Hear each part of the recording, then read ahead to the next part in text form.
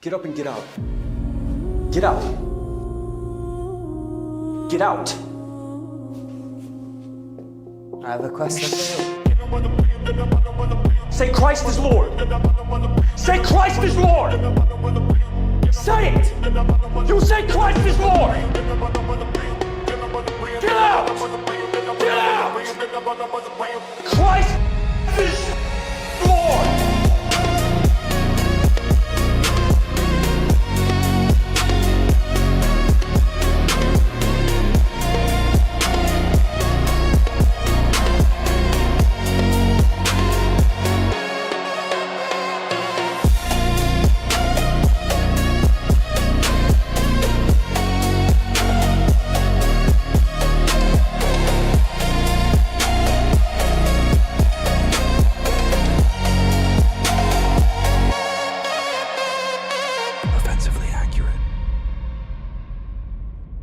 Hello and welcome in to another episode of Offensively Accurate, hosted by yours truly, Atlas Thugged, aka White Boy D Voice, aka another racially ambiguous groiper, and I'm here to tell you that Jesus loves you and Christ is King, unfortunately alongside some pretty rough and terrible things.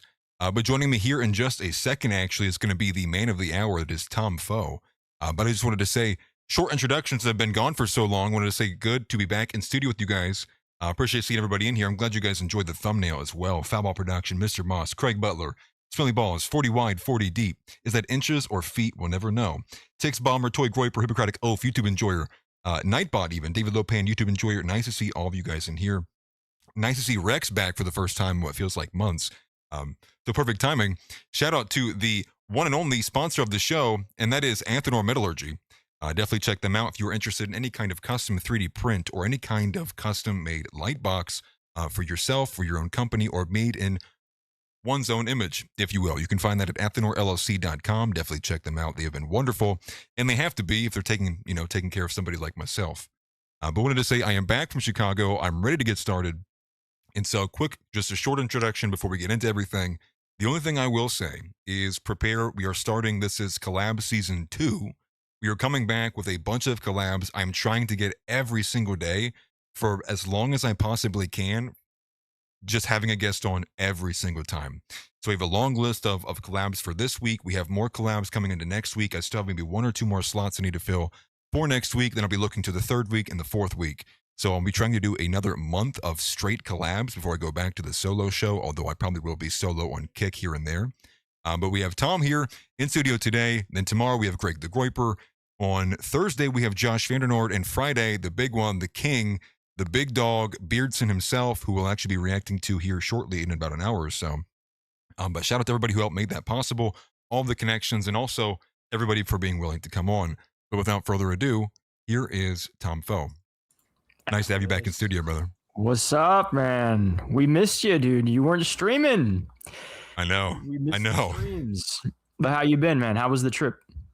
It was good. It was really good. I think the trip itself was amazing, and it was a good kind of breakaway from, honestly, like most of what I have been dealing with just politics and just general life and everything too. So it was a good break for me. I think even before the trip, I'd been streaming. I think I might have streamed almost like 20 or 21 days straight, actually, like every single day. Not like completely 24/7, but going live every single day. The one thing I will say about the trip is it really, really imprinted into me the difference between normies and people who pay attention. And so not only did I get to kind of escape away and like be away from everything, but it was really awkward because for whatever reason, I was asked like a couple of times, what do I do for a career? Like, what do I do for a living? And I'm like surrounded by other streamers like in video games, and it's like, I do YouTube. And they're like, what about? You don't want to know. So that was kind of just a lot of the conversations. But it was great, man. It was a good time. Nah, but that's good, man. It's good to take breaks, especially it was a good time to do it because there wasn't like a whole lot that happened really.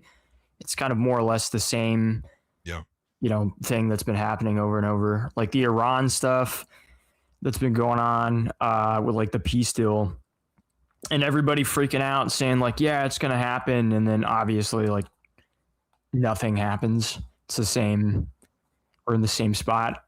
Which I'm glad for. If there had been a lot of stuff happening, I would have been like, probably would have like not been drinking at night and been like, you know what, I'm going to go read the news for like a couple hours before I go to bed. Because that's just kind of how anxious I get if I fall behind. Especially because I was like building up a streak of like streaming every single day that it was like, I'm like, I know what's going on. Like I'm paying attention to it. Then immediately, you take 3 days off. I'm like, where am I? Like, do we love Israel now? What's going on here? But I am glad that nothing happened. It actually made it a lot easier for me. But I do want to hear about you.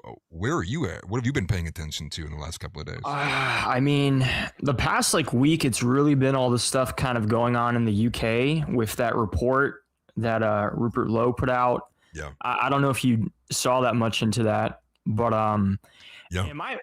In my opinion, that's like really the only thing that's been going on. It's kind of crazy how many people haven't been paying attention to it or really talking about it as much. They've been focusing on the Iran stuff, and it's like, dude, that's nothing. This is actually important. So that was like the last video I made was talking about that, and it's not even been a week, and you already have the Keir Starmer. He stepped down and all. I saw that. That was a W. Yeah, it was like that's a W. So they have stuff moving over there. So shout out to the brothers in the UK and. Yeah, they get like the worst of so much. So the fact that they're actually getting progress and it's something that big, it's a good thing. Yeah. Well, the crazy part about it is like, again, just like how complex a lot of this is, like the layers that there are. And so like what I mean by that is, so like Rupert Lowe is kind of being celebrated here. Oh, hold on. Issue there. So you have Rupert Lowe, who's like kind of being, celebrated in this instance here. But the crazy part about it is like Rupert Lowe has like consistently kind of castigated the quote unquote far right by saying like, I try to distance myself away from them. But at the same time, he's also the one who's kind of like brought this report together, which now you have this kind of like this now kind of confirmed concept, this confirmed idea that, yes, there are like extreme amounts of rapes happening. Yes.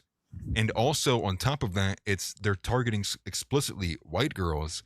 And even beyond that, they're explicitly targeting white Christian girls. Oh, yeah. And so, like, it's a few layers deep. And so it's wild to see someone put that report together and then at the same time also be like, and those guys who said all this was happening, I want to distance myself from them. It's like, it's crazy just what a chokehold the liberal state has on these people. Yeah, but I mean, like, if you think about it, over there, it's a little bit of a different game. I'm not under any delusion that he's like super ultra based. Like maybe he is in private, but they have to play like a different game, especially if he's trying to get involved in politics, because he's starting a new party and it's gaining a lot of momentum. So for like the far right people over there, not all of them, but some of them, from what I've seen, they're still kind of getting on board with him because they see that as a vehicle they can use, because it is. Right. It is actually like making a change.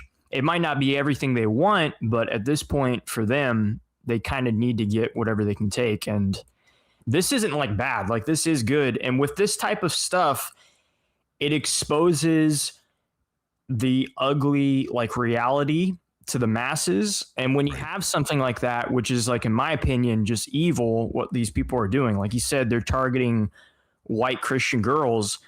And some of the stuff in there is like, yeah, like they were not even just like the gang stuff. Like they were purposely like torturing Christian girls, mocking them, making fun of them. Like these women were targets and they're all like kids.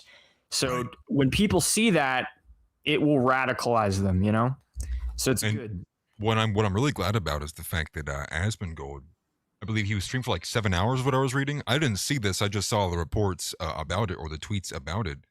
But Asmongold took, I think it was like 7.5 hours and just streamed and basically like read through the entirety of the contents of what was in there. And so I don't know if you could do that in 7 hours, especially if you have the reading skills of Asmongold. No shots intended. So I actually focused on the conclusion of this, one of my last episodes.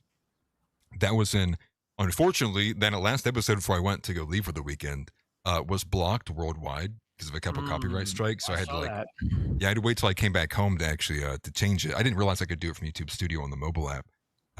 But regardless, I got it put back up there. The conclusion, though, inside of it, what it says is like, so then we find out that it is actually like 90% of the rapes that are occurring is coming from 6% of the population. Once again, the per capita, showing itself. And what's wild is you still see people like defending it or fighting against it. And I'm kind of curious, like, what was that feeling you saw, or if you even saw this, of like that Jewish woman like laughing at the report and like making it about a technicality? It's like, can we like be real about the situation here? And that to me was just unbelievable. But that's how they treat this. It's like no one cares about the white struggle, no element about the white struggle, nothing like that. So that to me is just insane. Yeah, and that lady too, I think she is like she's not a politician herself, but she's a part of the, what party is it? It's the party Keir Starmer is a part of. She gets like funding from them. So that's like one of the main groups that have been protecting these people over there in the first place. So like you're going to have them come out and do damage control and try to gaslight people. And, it's that old saying, it's like they pretend like they don't understand what you're talking about. And like, yeah, but I saw that and I saw her laughing, and I was going to react to it on one of my videos, but it's like, you would expect that from these people, It's like she's getting enough from like everybody else, because like when normal everyday people like see this, they read into it, and then they know that it's actually a real thing. And then you had like one of their big news channels over there, they did a segment, and they even said in the opening segment, they were like, yeah, there's been hundreds of reports that weren't considered due to just like human error. And it's like, no, it's because they were hiding it. But people know that, like people who can think for themselves, they put 2 and 2 together and they're like, oh shit, this is a conspiracy. This has been going on for decades. And I mean, they won't even acknowledge it. They'll still try to lie to you about it. So yeah, complicit with it, dropping girls back off, saying, have fun, I believe was like the quote from one of the cops who went and turned them around. And not even just the entirety of the police force, but you have sections of the police force that are like a party to it, who are complicit even beyond like the government covering up for it. I believe inside of the report, it talked about things like Cop Night.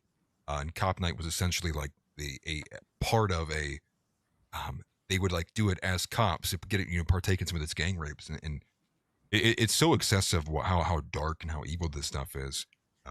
But I think what you may find in there, I think that the positive, I always try to search for a positive, is that it does seem to be that there is somewhere, maybe we're getting close to this being the straw that breaks the camel's back. There is a red line for white men, at least in the sense of like, okay, they will at a certain point start to stand up and fight back. I think we saw that with the Belfast riots as well. I think Keir Starmer having to resign is also a good sign. I think it's a sign that the pressures are being applied in the right place. But the issue is, and that's overseas, and that's one thing. We also have the issue of it occurring over here, in our soil. I think this was an article that was sent to me by House, and it looks like this trend is continuing. This is going to be on the racialized elements, less so on the rape and the sexual assault. But there was a girl, her name was Jamie Lee, I think was her name, and she was in Longview, Texas, and she was leaving a bar. She's leaving a bar, and as she's leaving, black girls target her. And they're literally screaming "Free Carmelo" as they're targeting her. And Jamie Lee says, and she alleges that while she was being attacked, that these black girls were saying they were intentionally targeting the smallest white girl they could find. Now, is the expectation that this is going to get charged as a hate crime? No, not even close. And the same disparities represent themselves when you see like Judd the Builder, for example. As much as people may have a back and forth, the reality is like blacks can commit the most vehemently vile and disgusting acts of violence on the sidewalk in front of the cop, and they're going to be given like a year, if that, or just let off, or the judge will have some kind of sob story. It's like at a certain point, it's like this is going to culminate into, I would hope, political change. But if not, and if the politics aren't meant there, I expect to see more of this kind of like one-off, like kind of like violent interactions. And all I can really foresee with that is it's going to be the white guy going to the jail while the media kind of defends it. And so as much as it's bad overseas, it's like we're still experiencing it here in the United States. And I think for a while people have said, look how bad they have it over there. I don't think that's here anymore. I think it's like we're both bad. Like there's just differences in like how bad it is or what the actual bad is. Yeah, because over there, you got to understand, like, a lot of those places, they're very like condensed. Here in America, it's like, our country's so huge. And I mean, you can go from one state to another and it feels like a different country, like Yeah. the atmosphere, the culture, everything. So That's how I felt in Chicago. yeah, like it's definitely, like, you're right. Like it's nothing will change in the sense that if something happens between a white guy and a black person, and if the white person's defending themselves, they're going to have to like defend themselves again in court to like prove that it was self-defense or prove that it was justified. And black people are just going to get a slap on the wrist. Everyone kind of knows that. But at this point in time, there's only so much of that they can do, in this country. Right. Because America, if you want to talk about like demographics, like we have one of the largest, I think the largest white population here. And that's not including the, what is it, when they count like Hispanics as white, And Yeah, white Hispanics. Yeah. Yeah. What the Nick fuck is that? Fuentes and me, there's like 3 of us. Yeah. But even not counting that, like we have a larger population here, and they can only, like, the media, and like nobody trusts the media at this point. Like the faith in that has died. That's just what boomers. Gen X doesn't trust them. Millennials don't trust them. Gen Z automatically just assumes they're lying every time, like whether they're liberal, far, left, far right.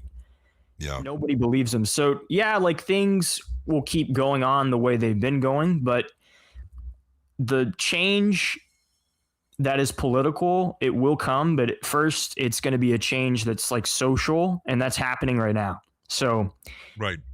And it needs to be cultural, and there's more work that needs to be done. That's kind of what I was saying at the beginning. It kind of really cemented to me, and this goes back and, to some of these kind of like earlier debates and like arguments we've had with different people inside of the dissident right. And I think there is a growing faction. I don't know if it's growing. I mean, it seems to be growing. It seems to be what a lot of people are grifting off of, namely somebody like, Rebecca Hargraves. Also, well, on that point, 1 second, all super chats going to get saved to the end. I saw somebody just put a super chat in there. We will have the super chats played at the end. I do appreciate it greatly. I apologize for not mentioning it at the beginning.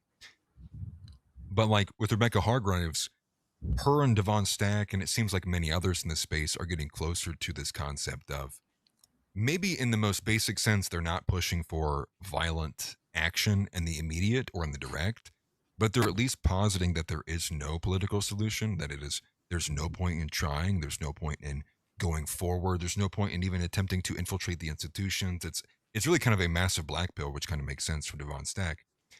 But then I'm reminded, like when I was in Chicago, somebody said to the effect of, I saw in the comments there, they said, aren't you in Columbus? And I'm outside Columbus, but even when I was in Columbus, let's be honest, Chicago is a sprawling city. It's much more big than what Columbus is. But what you have, though, is all these normies. I sit there and think, none of these people were you to post like, all right, like now's the time, guys, grab your rifles. All of these people are going to be looking at you like, what the hell are you talking about? That, like they're, as much as they might find like what this current situation here in America is bad or is poor, they're nowhere even close to going, let's pick up my rifle and go fight the government. Like they're no, and so that's what I mean really with like the incremental steps to being taken. And we might get to it here in a little bit, but even Aarvoll came out and he put out this video. I believe it was, maybe if it wasn't yesterday, it was 2 days ago. And Aarvoll's making a video and he sounds like Foulball Productions in the whole thing, like the first 4.5 minutes. He's ripping on people because they won't stop coming at him, asking him to push for violence. You do something, Aarvoll. Now's the time. Point your guns at these people. And even Aarvoll is going, we have to be incremental. We're not even anywhere close to, we're still trying to win the culture. We're still having these battles. It's like, just because people seemingly on the outside, on the surface, are Israel critical, that doesn't mean that they're right wingers. And that doesn't even mean that they're anywhere close to feeling the same plight of you, of whether it's a white man or against feminism or pro-Christianity. Like there's a lot more that makes up kind of what our positions are, that you really can't go off of this kind of impulse on there. And to that, with all the normies, isn't to be rude to these people, but it is to say there are so many people who just simply like they're just not that concerned with what's going on, or they don't even know in general. They're more concerned with going to the bar, hanging with friends, catching up with the latest TV show. And that to me speaks to more so of like what feels to be this premise for many of these people that if they just start fighting, all these people would join them. I don't think that's the case at all. I think these people will just be like, what the hell's going on? They're going to duck for cover. They don't want to be involved, period. Well, I think it would have an opposite effect. And I've said this for like as long as I've been making videos. It's like if that were to happen now, you would have a majority of people, like all these people that want violence now and they think they would get like the violence that they want. If it were to happen today, you would have a majority of white people in America side with the opposite team. Because they like you gotta understand things are bad, but people underestimate how like humans can accept that. You know, people can live in bad conditions, and you know, like that, especially with the way it's happened like the decline has happened at a rate to where it's normalized. You know, it becomes normal for people, and they do have their own problems. Like people have their own issues. For some people, the biggest problem in their life is their baby mama trying to get their child support. For other people, it's like their job and their shitty boss. Like they don't have time to focus on every single little thing. And if something major were to happen, they would just look to the government and be like, hey, shut these people down. Like do whatever you got to do to get rid of these people, because I don't want to die. I don't want my family to die. And so it's like, look, it's not going to go the way you think it is. If anything, they're just going to give up more of their rights and freedoms to get rid of you. Yeah, they're going to be scared. They're going to be terrified. And they're just not even going to know like who you are. You know, you're going to sit there as you just gun someone down. Like, hey, I'm here to save you. It's like, they're like, no, get away from me, right? Like, I don't know who you are. They don't. You know, these people are still, half of them are still pro-Trump. Half of them think Kamala Harris is a good person. And then the majority of them think that women should be wearing spandex and half naked and have OnlyFans accounts. It's like these people, for one, they can't even be trusted to make decisions in and of themselves. So even beyond there, you can't trust them to make the right decision when it's very crucial or at the apex point for you in a high leverage moment, especially in some kind of, you know, freak environment like that, you know, and I think even that situation, you know, to go to that attempted mass shooting, I guess, that happened in Montreal in Canada. I mean, you saw how people reacted there, right? Which was, even in the beginning, you know, obviously it's unfortunate that many people died there. I don't know if the female officer actually died or not. I know she was in critical condition. I know her partner did die. I know the shooter did die. There was also a civilian caught in the crossfire. Now, this is kind of this goes to show how like complex some of this stuff is. I believe I don't remember what his name is, but he was a rabbi. They were like outside the Pornhub headquarters, like just crazy overall, like just like what's going on. Yeah, that was the video was crazy too. She popped him like instantly, like he turned the corner and boom, he's dead. And that just shows how kind of chaotic those environments are. And I don't know if you had seen even at the beginning of that video, but there was an older guy even behind the shooter. So the cop and shooter, and then there's like an old guy even further away. And he's like just standing there watching what's going on. You know, he's like, I would imagine probably because he's old and he's like, maybe he can't move quickly, or maybe he can't even think quickly. So he's kind of like perusing around like, like he's like not noticing the SKS rifle being carried in front of him as it's firing at the police. Like, so I think that's a good kind of like insight into just how chaotic and freakish everything can get, how out of control it can get, how nonsensical and unable you are to make the best decision, the right decision, or limited you may be with all of that. But again, you look for the positive angle in there, which is, well, the hope is that either that's a big kind of sign, an overt sign of like female cops just simply should not be on the force, period. But also perhaps because she did kill a Jewish individual, perhaps the family, the organization will sue her so badly that it basically makes women cops illegal. I mean, that would be kind of a crazy. I'd root for the Jews on that one. Like, yeah, sue her family, dude. See how far you can take it. Yeah, female cops are like the most dangerous. Honestly, that's the scariest shit in the entire world, bro, because they're never gonna go for the taser. They're just gonna shoot you. Especially if you're tall. If you're like a big dude, you gotta be careful around female cops. They will kill you. Yeah. Yeah, well, I mean, we saw it with their partner. I mean, that guy was forced into a really bad cover spot with his partner, and like when he had to roll, I mean, he had nowhere to go. I mean, he was just kind of screwed at that point. I think part of the reason probably was to also get away from her to allow her a bit more freedom of movement. The overall situation's bad too. Yeah. And I did see some wild posts about that. I did note one post in particular that seemed to be noting, and again, this is more Canadian politics, and it's not like I even really care about Canadian politics, but just to posit to you guys, I saw a post that was talking about how the SKS, for one, the rifle that was being used by the incel or the tanky or the crazy leftist, is actually a specific rifle that's been getting talked about in terms of legislation in the area.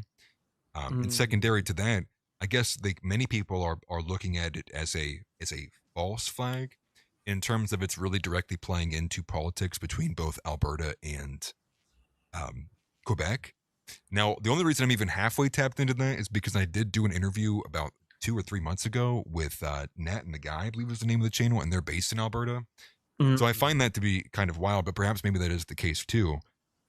I will say maybe on a surface level element, I'm like getting excruciatingly tired of seeing people die on camera.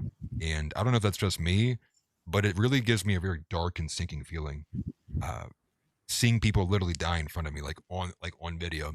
Not to say like I couldn't handle seeing it. It's constantly being inundated with that stuff. And I think there's numerous I saw in the last couple of days.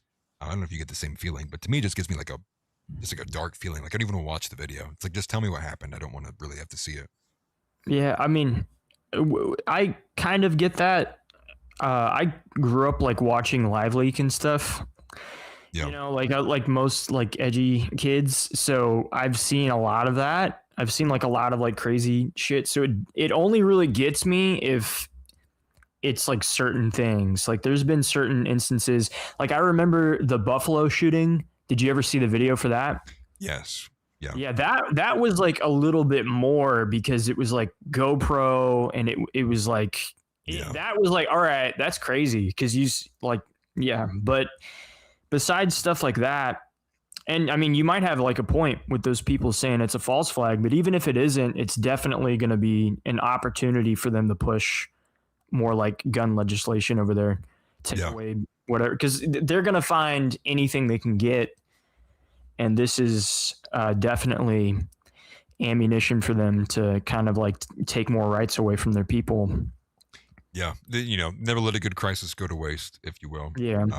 And it's not to say like I think it should be censored by any means. I was just saying like some people in the chat are saying don't get cold feet. It's just me personally was I don't know. Maybe it's just because I'm like you. Like I've been seeing this stuff I guess since I was like, when did I have my first iPhone? Not even iPhone, like iPod. I mean, like all the way back when I was like 15, maybe 14, 15. So I got my first like iPod, had access to the internet, was on millions of places I should have never been. But like I even saw, not even one that was like overall violent. I saw one that there's a trend, and this is going to make you guys like hate Indians even more than what you already do. Oh man. But there's a trend in India where these guys are attempting backflips and they're trying to land on dogs. I don't know if you've seen this. No. And so there'll be dogs just kind of like sitting on the base of steps or somewhere near the street, and it looks like I guess everywhere in India is a street. These Indians, they do these backflips off these stairs, trying to land on the dog. And the most brutal one I saw is insane. He lands on the dog, but the dog tries moving, it catches it. He like lands on the dog's neck. It looks like it must break the dog's neck almost immediately. And the dog like falls away, like it backs away, and a car's coming down the road and hits it. So like in short succession, it like looks like it gets its neck snapped and then falls into traffic and then gets ran over. And it's like, I already didn't like Indians. That makes me want to wield nuclear weapons. You know what I mean? Like, like it's like I already have a problem with these people, but like, when you see that behavior, like on that level, it's like, you can really tell how the humanity of somebody based on the way they treat animals. Like that's, God's creation, how they partake of them. It's so crazy to me because they worship like cows. Yeah. And it's like, dude, it's like, how do you, and I didn't see those videos about like them doing backflips, but when I was doing research for my India videos, I saw like a lot of that. They have like a lot of animal abuse over there, and it's so normalized. Like I hate that place, bro. Like it sucks It would suck so much to like live there, because it sucks if you're a person, it sucks if you're an animal, but they have like no type of consideration for them, like for street animals, cats, dogs. Like they have this festival where they'll take some and they'll like throw them up in the air and let their bodies just like fall. I've seen videos of them like playing around with like dead animals and like just doing fucked up shit with them, and it's just like crazy, dude, because it's, I don't know. You just want to say like, where's your humanity? You know what? What even drives a person to do stuff like that, right? Like the true answer to solve the Indian problem is just more trains. That's their natural predator, all right? So it is their natural. Find more trains in India. It's funny because I have one of my best friends, IRL. He we actually texted about this morning, which is hilarious. He sent me a meme of it, and then he was like, and it's this crazy meme, but at the end of it, he just says, "Man, we just need more trains," or something to that effect, and like, one train to rule them all, like in the Lord of the Rings light. Dude, yeah, we need the Thomas the Choo Choo Engine train, the mod from Skyrim, where it's just flying around and it breathes fire. That would be amazing. All right, that's what, dude. If the Trump administration took all this alien technology that they say they've been finding, if they take that, and if they make that Thomas the Choo Choo Engine train, and we just send it over there, just unleash it in India on the masses, you'll save so many dogs. Yeah, that's the mission. Is like we're trying to actually save the dogs in India. Yeah. I would just be satisfied seeing the planet, no, forgive me, the country just not exist anymore. But no, we don't. We disavow violence. It's just we want them to go back home. It's like, you can do that, just don't record it and get out of my country while you're doing it, actually. Yeah, like do that thing North Korea does where they isolate themselves with their own internet, like keep their shit over there. I'm tired of seeing them do dances. I'm tired of like the slow-mo like drama TikTok videos where they have like the music in the background. Yeah. I'm done with all of it, dude. I don't want to see any more of it. I don't want to see any more street vendors making like shit food or whatever. Yeah, like I don't, get away from me. It's gross. It's wild because I know exactly what you're talking about. For me, it's like every 2 videos. Like if I let it auto scroll on X, it's like the third one is going to be some Bollywood-esque kind of video, and I'm like, what the hell? And it's like you could spam block and like not interested in this post as much as you want, but there's literally so many of them. I don't even think it honestly matters at this point. Like they will find a way to put content in front of your face. But I agree. It's like, I don't want to see this like low quality. I also feel the same way about all those like shitty European ones too. Oh no, honey.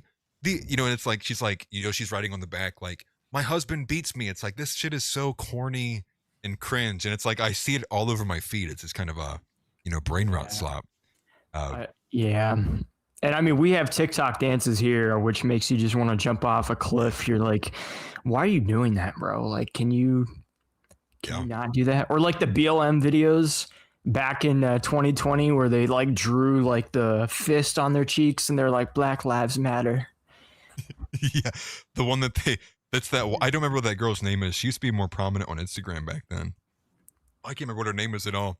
But yeah, she was like the one where she like the power fist and she like turns and it's like all the paint's like all over her face and her hands. It's like, yeah, cringe, black square Instagram. I remember those days. Much less of that now. Oh yeah. I can still remember when like all the logos would change on Pride Month. They would all of a sudden turn rainbow colored. Maybe sure some companies still do it, but it used to be every single one. Now at least it's like only the super gay ones are still doing it. Yeah, I mean, what is it? Because the company I work for, I'm not going to get into specifics, but a few years ago, that was like the thing they would do is they would have like these big celebrations for Pride Month, and it would just make you roll your eyes. This year, they just had like a printed out 8x10 like picture on a door, and that was it. Yeah. No wall mural. No, it was so like, yes. No like rah-rah speeches when you're like going into work. Yeah. Like, hey everyone, let me tell you about Pride Month for the 7th year in a row. Like, yeah, how about no, just kidding. Can't say that on YouTube. But yes, no, I'm glad that and I think that shows like as much as everybody kind of looking at the Iran war and what's going on, it's like it's all over. it's still in the sense of we've made progress in the culture. And I think there's kind of a tether here, which is as long as culture is at least in some sense in fighting shape, like you do have thought leaders, you do have pundits willing to take the fight where it needs to be taken, you're going to have to, the political can only go so far from where that culture is, where that tether is. That's not to say I believe in grassroots movements. I think most power, and I think if anything, the only actual effectual power comes from the top down. But it's still, though, it's like in order for them to, at least on the surface, maintain the social contract, which is we are honoring the people's best interest, they at least have to play some like lip service to that. Like their rhetoric at least has to, represent that. Even if we can sit here and say we know they don't mean it, they still at least have to halfway try to convince people to keep the guise of everything continuing. Much like people like, Randy Fine, JD Vance. And there's a lot of this kind of postulating that we're seeing here too with the Iran war. But I think it's kind of the next one we can kind of get into with the Iran war. Just guess, where are you at with it? Well, I mean, like it's this, dude, like all the stuff with like the peace talks that were going on. I had some people reach out and they were trying to get me to react to that. And I kind of told them, I was like, look, dude, nothing's going to happen. Like whatever the government tells you, they're lying to you. Whatever Iran is saying, they're lying because they have to play to their own side. And nothing's happened. And we're at the same place we've been for the past like month and a half, or even since April. And it's I don't know, like I'm just waiting for something new to happen because it's more or less just the same. Yeah, and with the way things are going, it's just gonna continue. If not, it's just gonna reignite and we'll be back to where we were at the very beginning. And so like I don't think it's that much. I think it's just like kind of playing lip service to people. Like Nick was talking about it last night on his show, and I mean he hit the nail on the head. A lot of people, they were hearing talks about the peace arrangement and they were getting like this relief, and it was making them feel like with when they started talking about Israel and Trump gave that speech and he was like, yeah, they go a little too far, and everybody's like, oh, Trump's so base now. So base now. And it's like, bro, they are just lying to you, dude. It's anybody. That thing that's like maybe to me the most like insane part, and it really, and I'm glad you brought that up, like because how like everyone's lying to you, because I actually had a good chance. I think it was on our way into Chicago when I was with my good friend. It kind of gave me a chance to be like, hey, let me show you show you what I do for a living. And so like I was kind of explaining that to him. And he was asking me because he knew. I mean, he's one of my IRL best friends, so he knows what I do. He's asking me these questions. He's like, so like this doesn't like none of it makes any sense. And so I'm like, that's what I'm having to explain. I'm like, yeah, it doesn't make sense because like they're lying to you, and especially because again, it's layered here. Because what he's looking at is he's looking at the Iran deal, and he's like, we're giving all this up to these people. Like none of that makes any sense. Like why is Iran getting all of this? And so, and this is even the insane part here too. I don't know if you'd seen this. I think it was Israeli Channel 13 reported that there's a psychic in Israel, supposedly in alleging that Iran is using like electromagnetic waves on Donald Trump to get him to be pro-Iranian. Like, so all these people are like just spinning all these insane tales, but it's because it's all based on what's a fabrication. It's based off of a lie. And that lie is that the United States is winning the Iran war. The United States is in fact not winning the Iran war. I think what you could say, and maybe perhaps if you wanted to give the most pro position to the US, is that we're basically at a standstill unless the US decided it wanted to elevate the escalation ladder, whether that be a ground invasion or the nuclear warfare. But many too dangerous consequences come with that. Many non-politically expedient elements come with that, so they're choosing not to. So inside of the current bounds of what is going on in the war, Iran is basically dominating. And not only is Iran dominating, there's a bit of genius. There's a stripe of genius in a little bit of what they've been doing, some of which has been talked about by Nick, which is perhaps it seems to be, and I think it is, the play from Iran is to drive a wedge between the U.S. and Israel to make the negotiations just toxic and poisonous, so that the U.S. is basically forced in this position where they basically have to continue to lose until they decide they want to nuke Iran, they want to ground invade Iran, or they want to restrain Israel. And I guess not to rant the entire time. What I'm most curious about is what seemed to be the next question that was posed by Nick, which was Nick is inclined to believe that even with everything happening, even with the U.S.'s back against the wall, even with the PSR, right, the petroleum strategic reserves being as low as they are, it seems to him, forgive me, that it's still more likely that Donald Trump and the U.S. will put the screws in Iran before they put the screws in Israel, i.e., like tell them to get out of Hezbollah.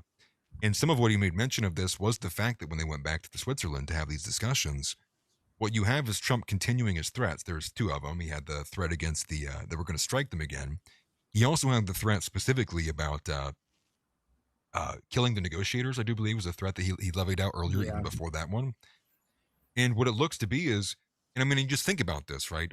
In the first point of the agreement, you have Iran saying that in order for any point beyond this to be met or engaged with, for us to be coming to the table, you need to end this theater of war that has nothing to do with America. And so, I mean, that would be the American perception, because America looks at the beef between Hezbollah and Israel as like, what does it have to do with our attack with you? At least on the surface. Now we know that Israel's the driving force of what's going on in Iran. But it does look to be that may be the position that's taken, which is the U.S. may get fed up with Iran holding so hard to this point by saying, what really does this warfare over here have to do with what's going on in the Persian Gulf? So I'm kind of curious, with all that being said, I guess, where do you expect it to go? Well, see, that's the thing, is it's hard to tell. I don't think they could do boots on the ground because they have basically no support from like any of, like, this was the one thing most people who voted for Trump, especially people who weren't Republican, because he got a lot of the independent vote. He even got a lot of like Democrats to vote for him. Not a huge number, but bigger than like the previous elections. Right. And it's because of the war. It's because of what was going on in Palestine. This was the one thing everybody assumed he wasn't going to do. And they did it anyways. And you have like JD Vance going on, what was it, Megyn Kelly, and talking about how, well, we got to, like, you guys are MAGA and you guys did help get Trump elected, but also, so did all of these pro-Israel people too. And this is very important to them and it's important to us. And we got to do something that's good for everybody. And it's like, dude, nobody wanted that. Right. Nobody wanted that. You lost. Iran was prepared. They played, like, I was assuming when this all started that America and Israel had a better plan. And so I thought, okay, they're actually going in. They have a plan that's going to work. And so it's probably over for Iran. They didn't have no plan, dude. It's like, it was the most, like, the way they executed it was just so horrible. We've just been wasting money. And of course, it's been kind of used as a smokescreen for Israel to attack Lebanon and do all this stuff over there. But it's like, dude, nobody wanted this. So the way it's going to go, if they try to do a re-escalation through ground forces, and remember when you had Pete Hegseth like a month ago doing that marathon with the troops, and he was like, guys, just so you know, if this doesn't work out, we're going to send, we got to send you guys in because like they can't disrespect you guys. And it's like, bro, nobody wants this. The men that are in the military, the Gen Z men, they don't want war. The American people don't want war. This is bad. Yeah. And so I think, like, I don't know what they're going to be able to do, because Israel obviously is going to do everything in their power to stop America from pulling out, because they need this to happen. And they've Israel has sacrificed so much, like their own political capital, their goodwill that they had. And it's crazy to think that they even had any, but they've lost so much. Like, the world doesn't like them. America, the American people, they don't like Israel for the first time in forever. It's like a mostly negative view of them. So I don't think they're just going to, run away from that. I think they're going to do everything in their power to keep Trump in there. And I agree. like, I don't know where it's going to go. I would like it to stop. I would like them to do a peace agreement. I don't even care if we're paying them whatever, because at this point, it's like, just get out of it because it's retarded. Like, we shouldn't be over there. We've wasted so much time, so much money. Americans have already died. It might not be hundreds of thousands, but it shouldn't have been one person who died over there. Yeah. No, I wholeheartedly agree. You even saying that makes me think of, and we're going to get in, I want to get into J.D. Vance and Tucker Carlson here in a second, but it makes me think of, there was a John Doyle clip. I don't know if I saw it this morning, if it was from yesterday.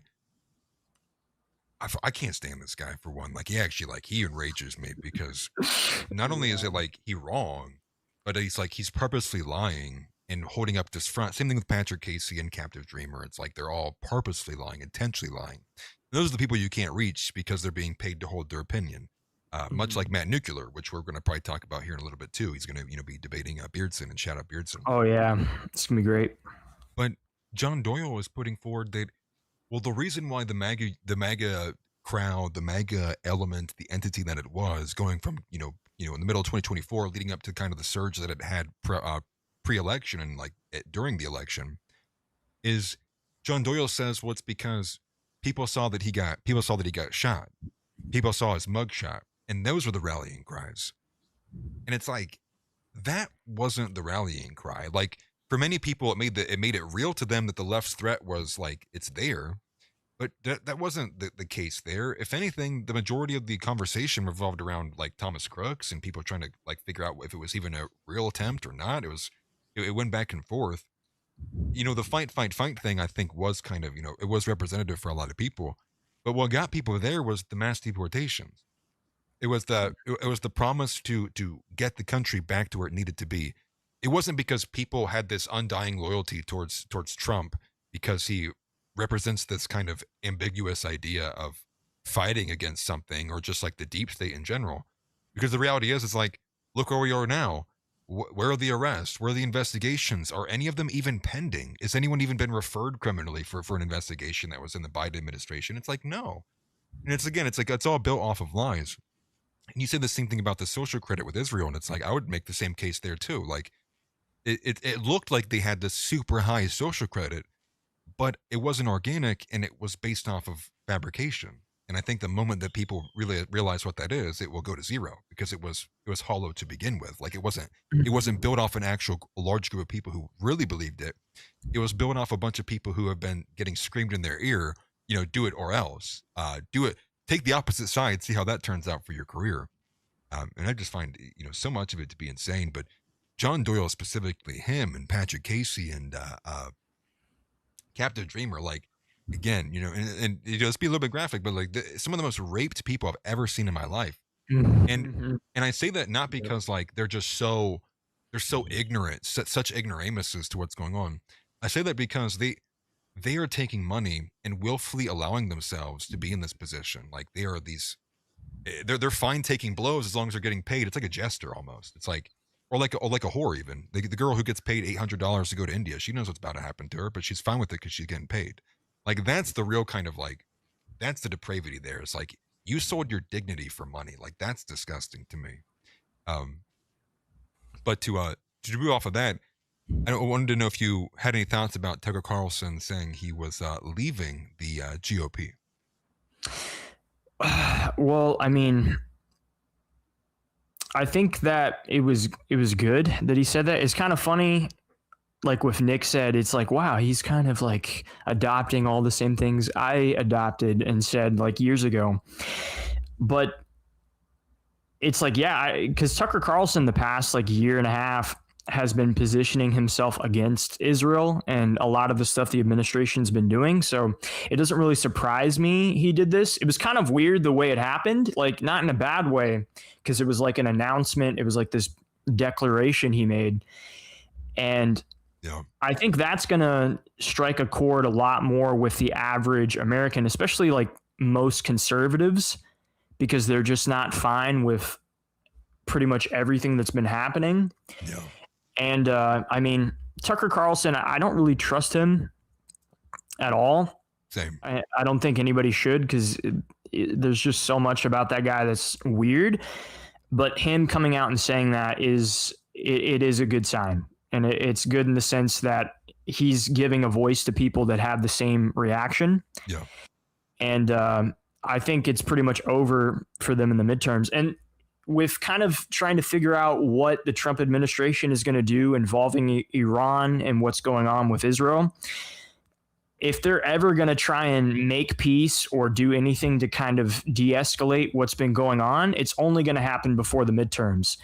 If they lose the midterms or whatever, they might just go like balls to the wall for Israel and just escalate it in whatever way they possibly can. Right. Because their main focus is definitely, it's not immigration. It's not mass deportations. They fired how many people? They got rid of how many generals that were against the Iran war? Like, there's numerous. Yeah. And I mean, I think I kind of said something like this last year too, with the culture change that's coming, especially from the far right and the conservative right, the people that are more in like the center. The Republican Party, to try and survive, they will try to play lip service to us, and they'll try to like, appeal to what we want, but they're never going to actually be about it. It's always going to be a lie. They're always going to be a bottom bitch for Israel. That's never going to change. Well, what's funny that you say that, because I don't know if you'd seen this or not, but no, literally it turns around today. Yeah, it's my anxiety pen, guys. It turns around today, and Tucker's telling Alex Jones that, no, I'm not, no GOP. Like, I'm done with the GOP.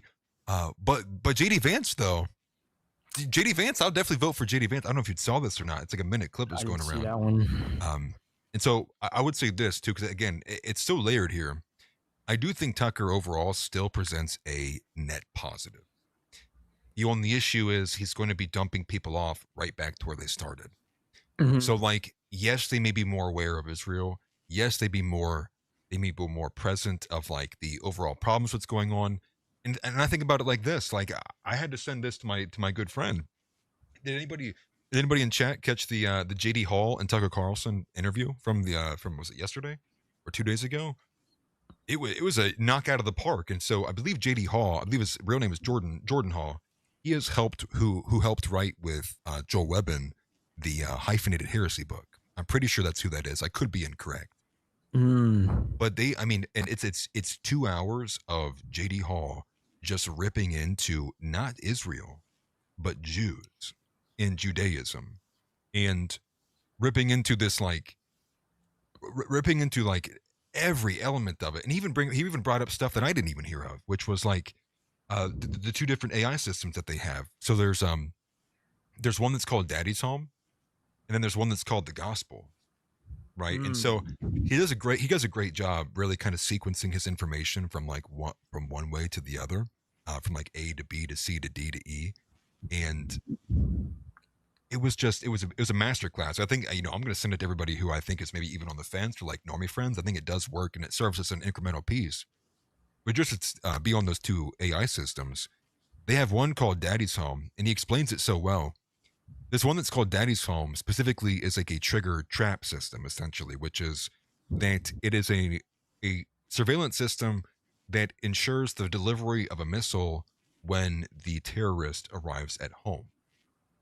And so that's why it gets the name Daddy's Home, meaning that they literally wait for the terrorists to go home with their family and children before the missile strikes, which he's explaining is this is one of the reasons why the civilian count maintains a 3 to 4 times pace beyond the actual terrorist or the infidels being killed. The other one is called the Gospel, and I wouldn't be able to explain that nearly as well. I'm kind of forgetting it a bit, but the point in there was more so like Tucker's asking, well, why would they name it that? And so JD Hall has to give the reasoning of understand that these people they don't share, the Judeo-Christian's not a thing. These people we don't share a history. Their Judaism, rabbinic Judaism, is defined by its rejection of Jesus Christ. It's defined by the fact that it is a 180. It is an opposition to Christianity. And so, and I see that from Tucker, and it's like, I don't want to give credit to Tucker. It's really more so JD, but it's the fact that he's platforming JD, which is beneficial. But at the same time, he turns around and is going with Alex Jones and is promoting JD Vance. And we know JD Vance, and they're falling for the lie. But they're saying, oh, JD Vance is like, he was against the war. He doesn't want nothing to do with it. And it's like, that's retarded. Like, that's just outright fabrication. And we have like two big examples of it. You have the big article from the New York Times, how Trump went to war. The title of it should be still the title of it, where they detail that Trump was weighing a limited strike, and it was JD Vance who said, no, go big and go fast, telling him to push for a broader assault, a stronger and bigger assault. Same thing when you look at the RNC. As soon as he walks off stage to talk to Sean Hannity, the first thing that he starts talking about is how we need to be hitting Iran. It's like, I love that our vice president, that's the first thing he could think of when he was sitting down with Sean Hannity, is how to attack Iran. And so that's where I kind of see that, which is he's a cultural net positive, but he's still, I don't even know if you could say he's a net positive. I think he's a useful tool so long as somebody knows how to say, hey, here's this video about Tucker Carlson, but don't listen to everything Tucker Carlson says. So how much of a positive can that be? Unsure, but I would say you got to listen to that JD Hall interview. It was really, really good.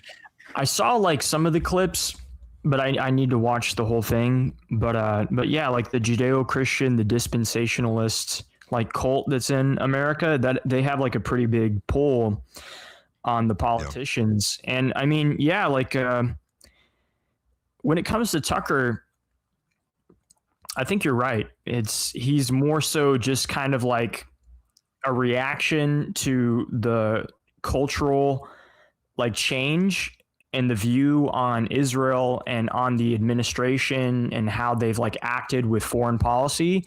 And so it's a way for him to kind of like, it's like a net. It's like, all right, he's saying all this stuff about Israel, and a lot of the people that are kind of waking up to this stuff, they'll go to him because he's mainstream, but really it is just to like get them back into the fold. Right. And I mean, yeah, like with all the stuff with his connections, people, especially Nick, have been saying that like once the 2028 presidential election happens, he's just going to be all for Vance if Vance runs. You know? Yeah, exactly. And, like that's probably what this is all being set up for, because the MAGA movement was based around Trump. That's ending. And the idea, like people years ago, they would jokingly say like, oh yeah, if Trump had 3 terms, I would be cool with it. But that's like gone. Like people don't want him to be there. Like that wouldn't work. So they need to prioritize what plan are they going to go for to try and recapture the movement and the people on the right back into the fold. It's either going to be Vance or Rubio. And I mean, yeah, like they're snakes. Like they're just there to tell you what you want to hear and dog whistle to you, but it's not for any like real change. Like they're still a part of the problem. Yeah, 100%. Yeah. And Tucker, like, but yeah, Tucker has done a lot of good, but like you said, it's only like a few things. Like I think he was the only guy who even did like an investigation into Thomas Crooks. I think. Right. Did you see that one piece with like he does have some things, and that's why it's kind of weird to figure out what he's trying to do. I've talked to some people like Right Wing Coalition, where he was talking about how Tucker might even run for president. And that was earlier in the year. I don't know if that's going to happen at all anymore. It seems like he's just going to be all for Vance. Yeah. And if Vance gets in, it's just going to be more Palantir. It's just going to be more or less the same, if not worse, because it's going to be like a newer version, you know? The only thing I can really see for Tucker in this cycle would be if Tucker was attaching himself as the VP for Vance. I think that's kind of one thing that's yet to be seen. I know there's kind of some people are probably expecting perhaps maybe it would be like a Joe Kent, or maybe it would be somebody like a Gabbard, a Tulsi Gabbard. I can see Tucker Carlson probably being maybe perhaps even more of a better option than either of those two in terms of his face value and kind of what he represents to the average person. But that is a bit of a problem. I'm going to expect here soon too. We're probably going to see Candace Owens also pushing for JD Vance as well. I've seen a few things from her that I've been trying to keep track of her positioning on JD Vance, and she seems to be in the same boat, which is heavily against Republicans, but also really kind of avoiding the broader points of the issue. And, and that's kind of really like what the purpose is of why we're voting blue, right? Which is we're trying to, as the Groypers, is trying to weaken both of their capital, both between Rubio and Vance, weaken both of them so that it does pave the way for perhaps a third candidate. or at least give us a chance. That's kind of really all we're really asking for, given what we're kind of going up against. But Yeah. I do feel like, and again, I think the reason why people, I guess here'd be my explanation, because I don't think I'm that what's the word, confused by Tucker Carlson anymore. I mean, in terms of his foreign connections, I'm still a little bit confused on that. But what I would say is I'm not confused in the sense of like, why is he having these positions, right? Why is he doing all of this? Think about Candace Owens, and think about when she started doing all of the Israel critical stuff. Well, what was the response from Nick when she started doing that? It wasn't like, oh, thanks for joining the fight. It was, no, it was, well, there was a little bit of like, well, at least she's saying it now. But it was because the conversation had been forced there. Not because she wanted to, in and of her own accord, start the conversation and start being Israel critical. It was because Nick and a few others, largely Nick, basically wrangled the conversation to that point by being more and more influential, by getting more and more points out there, being clipped all the time. And so that's when you look at this, like, I think the same thing of Tucker. I don't think it's because he's got this kind of crazy, in-depth, maybe robust plan. I think it's because Nick is such on the cutting edge of this. Tucker has to basically get right up behind him, but not go all the way. And I think that's really what he's being. It's like, and I think even Nick mentioned this in his show, like, he's basically me now. Like, do I even have to do the show anymore? But I think that's the point, which is Tucker's trying to be the containment right. He's trying to basically scalp Nick Fuentes' audience, which is never going to happen, but he's going to get all the people on the outside, right? He's going to get the Chad champions of the world, and maybe the AF deplorables will go to Tucker Carlson's camp. But that's why it doesn't confuse me, is because Nick is the one leading the conversation. Tucker has to basically follow the song and dance. He has to mimic it, because that's what he's giving to his people, but a weaker, more watered down version. So he gets the credibility. But when it's time for people to hear what Tucker says, while Nick is saying never Vance, Tucker's saying go vote Vance. And so that's why he's trying to use that political capital for. And I think it's really kind of what Tucker's always been, right? I mean, Tucker was a registered Democrat, I think, for like 15 years. He's really not had much consistency throughout his entire career. And if anything, he's just been charismatic more than anything. He's a great speaker. And so people listen to that in general. And I think they're maybe following his narrative of, since he's kind of left Fox News and with the Tucker Carlson network. But overall, it just results in, again, the same thing. He'll be pushing for Vance, which puts us right back in the same situation, which is voting for and supporting a GOP that is utterly useless and needs to be burned to the ground. Yeah. And I mean, a good look into Tucker too is Academic Agent. He did a stream about a month ago, and he was kind of detailing the background of Tucker and how a lot of people, they kind of, or at least Tucker, what he tries to sell is like this image that he's like an everyday guy. Yeah. You know, he goes fishing, he's got nicotine pouches, you know, he's like, he's just a normal dude, bro. Like, hey, bro, my wife left the dog for me. I had to bring my dog. Yeah. And right. it's like, dude, this guy, him and his brother, they come from an elitist family. Like, they come from a certain group of elites that were actually kind of connected to Trump, but opposed to him back in the day. An Academic Agent went through like this whole thing talking about how the cast of elites that Tucker comes from is actually a group of elites that rejected Trump, and is one of the reasons why Trump made like Mar-a-Lago. The reason why he made those places was because he couldn't get into some of their groups. So Tucker's always had like this dislike towards Trump, even before he was involved in politics. And this might just be the evolution of that. You know, he's just attempting to recapture like all the stuff we've just talked about, bring them back into fold, but get rid of Trump. Because, you know, Israel, like all the Israel First donors and stuff, they didn't want Trump to be the nominee in 24. They wanted it to be Nikki Haley. And that's one of the reasons why the GOP convention had such a feminist lineup. It was all these women, and it was that Indian woman praying to Vishnu or whatever the fuck. It's because they didn't think, you know, and this is where you get into the conspiracy of, was Trump supposed to die in that shooting? Was that supposed to happen? Because if so, it would have been a completely different, you know, outcome, obviously. Yeah. But it's it really does get convoluted, but Tucker has never liked Trump, at all. So it doesn't surprise me that he would be trying to kind of be a kingmaker to the succession of Trump, and it more than likely will be Vance, because it's just, like all the pieces are lining up for that. And it can't be forgotten either. Like, the only time that Tucker was getting that close to Trump was for the purpose of installing JD Vance, right? It was, I believe it was said that Tucker, I can't remember if he had personally called Trump or Trump called him, or if maybe he just sent the message, publicly from his show. But Tucker Carlson was like, specifically like, you need Vance because you need assassination insurance. You need the protection in case anything happens to you. So he was vouching for Vance.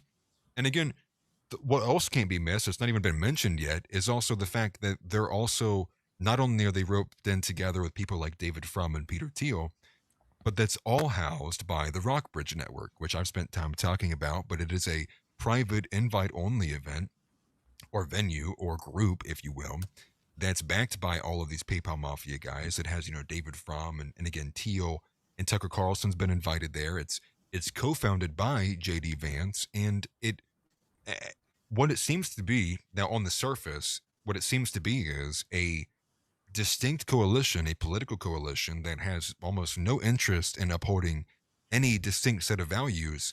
Its pure interest stems in the fact that it wants to be able to find whatever it can to maintain a 55% coalition among the populace. And that just points as like some kind of like makeup of some kind of like permanent power control, or just some kind of moving, shape-shifting, party platform that ultimately just develops in terms like of long-term control and ultimately continues what we already have going on. This kind of makes me think again too of like all the talk of all of the defense aid to Israel. Even Randy Fine saying, I think that we should cut off support to Israel, but none of it really matters when given the fact that they're talking about certain sections, which I believe was put forward by somebody like Tom Cotton. It might not have been him, but I do think it is him. He deserves to go to prison for treason, if not worse. But specifically outlining how it's no longer going to be like we're sending support, via, this bill, this sends, 1 point whatever, 50 billion to Israel.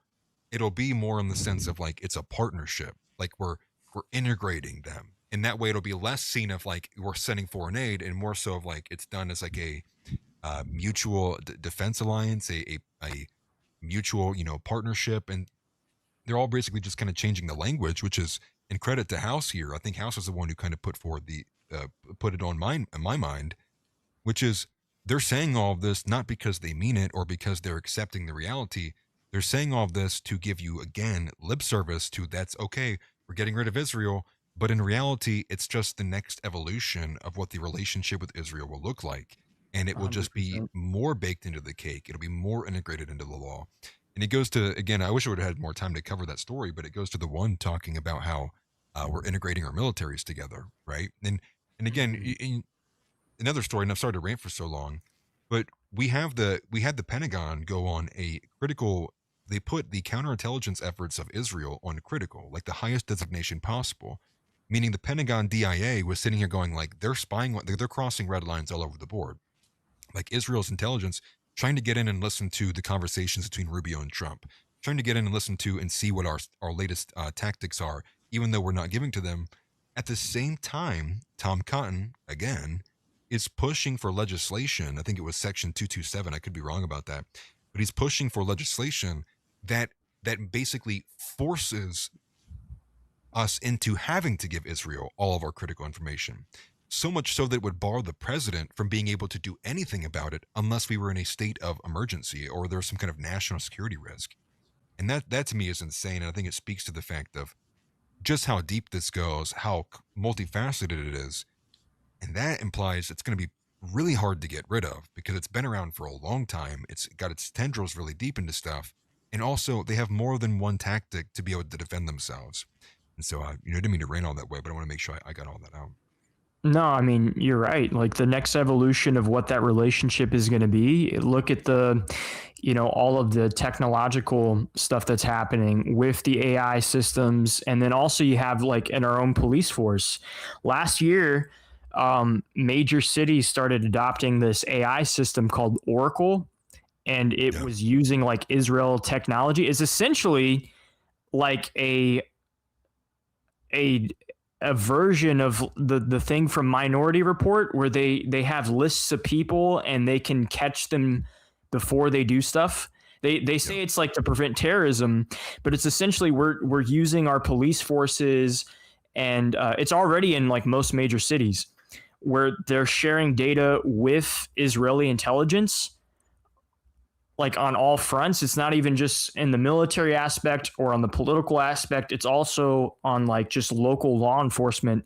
Yeah. And that's why I really don't want, this coalition that they're building around Vance to be the succession of America, because he's in bed with all of this stuff. If anything, he's just going to greenlight all of those different aspects to go even further than they already have. Right. And you talk about like you see people talk about how we live in like this technocracy, or this system. It's like 1984. It's like we have Big Brother. That is like the next evolution of that. And whatever they're trying to do with Israel, like you said, they're just going to say like, oh yeah, we're not giving them money, or we're not doing this. It's like, dude, we're giving them everything else. And right. Israel already runs our government to begin with. So like, who cares if they stop giving them some money? They're still like running everything, and they still have so much control over every aspect of our political structure, to the point to where even local law enforcement is giving them data on people. And it's pretty crazy. And I mean, you have the stuff with like the Canary thing where they're keeping tabs on like students, professors. It's like, that's what JD Vance will be. It will be the next step of that, which is merging the two systems together. Maybe they'll do it in a way to where publicly we're not as nice to Israel, or we're not like buddy with them, but ultimately they're going to be doing the same thing. And I mean, it's that's why it's more important than ever to where we have to like weaken them now, because they're going to try and do something to salvage this. And like you said, a 55% majority of people to support them. Yeah. And I mean, we will have an opportunity to do that, especially with like the boomers kind of leaving the picture in our lifetime, but they're like preparing for that. They're getting ready to survive that, because these people aren't stupid. They understand most people don't like them. They understand most people are not okay with the things that are happening. I hope so. Yeah. Like some of them are stupid, but some of them are extremely, extremely intelligent, and they're thorough, and they know what's going on. That's why they had to get control of TikTok. Yeah. Well, I was just going to add on that too, just make that point of just to show you like how about it some of these people are. I mean, it's not just like some of these people. I mean, we're talking like it's baked into the culture. One of the craziest things, I forget which documentary it was in actually, and I wish I could give credit to it. It might even be in one of Ian Carroll's documentaries, but they talk about how they make the reference to the ambassador show that Trump used to have, right? This kind of show, I can't remember the name of it, but it was basically like, The Apprentice really, or like people just kind of competing to win the job. Whoever can do the best, you'll get the internship. I don't even know what it is. But there's a version of that in Israel that is, I believe, and forgive me, I think that's what's called the ambassador, where it is basically a Hasbara, it's a contestant game show in Israel about whoever can do the best Hasbara. And I don't know if it's still running, but it did. Whoever can do the best Hasbara, whoever can give the best case for Israel, for its existence, for its defending its actions in the Middle East, you win.